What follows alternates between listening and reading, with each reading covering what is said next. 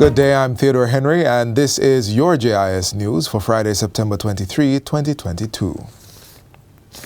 Jamaica has reiterated its call for international recognition of reparatory justice as a necessary path to healing and the restoration of dignity and progress for people of African descent.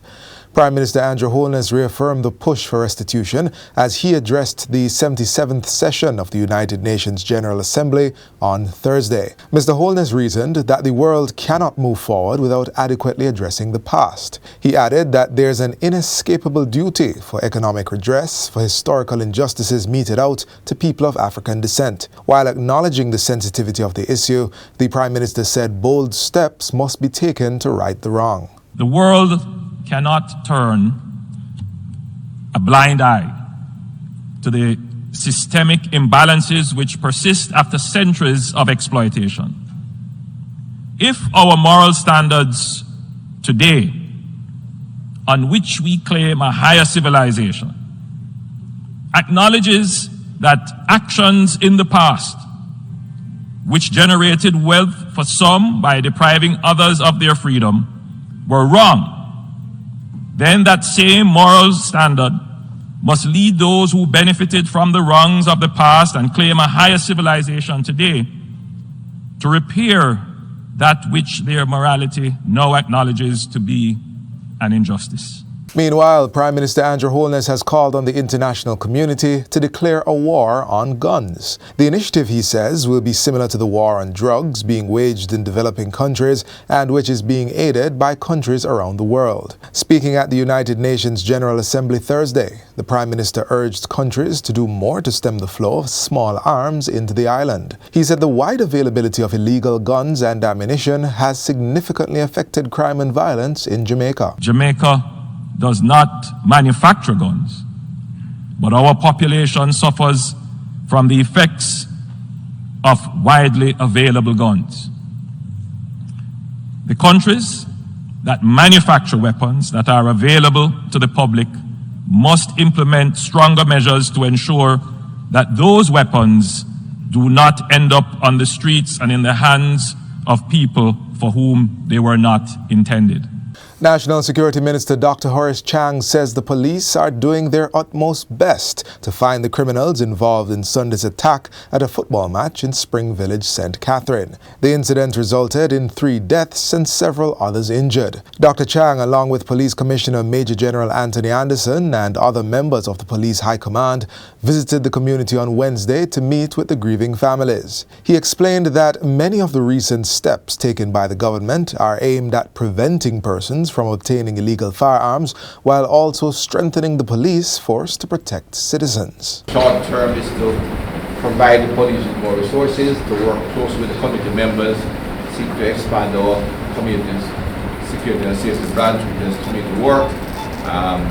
Because how we can keep the neighborhood watch communities going, because we have to protect the citizens and we need the citizens help in preventing these brutal criminals from operating the way they're operating. Transport Minister Audley says the concerns of public transport operators in St. Andrew West Rural who withdrew their services last week will be addressed. Minister Shaw says following the protest, a meeting was held with the police, the Transport Authority, the operators, and the relevant associations. We hear your concerns, and we are working on all fronts to ensure that issues are addressed as best as possible. Transport operators who work on the Lawrence Tavern and Stony Hill routes in St. Andrew to Halfway Tree and downtown Kingston took strike action last Monday and Tuesday. Among their concerns are the seizure of vehicles, the need for road improvements, and a fare increase. Minister Shaw says while he has given a commitment to have more dialogue with stakeholders to address the concerns, PPV operators must play their part to maintain order and adhere to the rules of the road.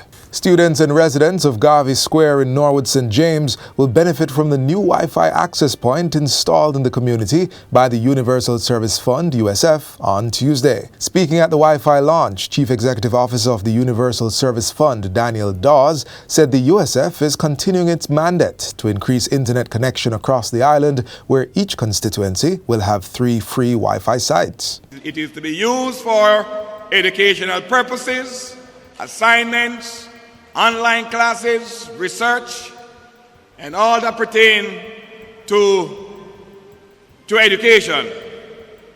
You don't have to go into Montego Bay to pay your light bill, to pay your water rate, to pay tuition fee. Member of Parliament for North West St. James, Dr. Horace Chang, welcomed the initiative, adding that it will greatly help students to get the best education. The internet opens a new world to you, the virtual world, where education is available, knowledge is available, and teachers are acquiring the skill to guide our students, and that's why this Wi-Fi service is crucial. And finally, as the island braces for rainfall over the weekend, the government is activating its hurricane preparedness measures. These include the activation of hurricane shelters and the issuing of flash flood watches or warnings. According to the Meteorological Service of Jamaica, the island is expected to start feeling the impact of increased showers and gusty winds on Saturday. Small craft operators and fisherfolk are therefore being advised to return inland and not to venture out to sea.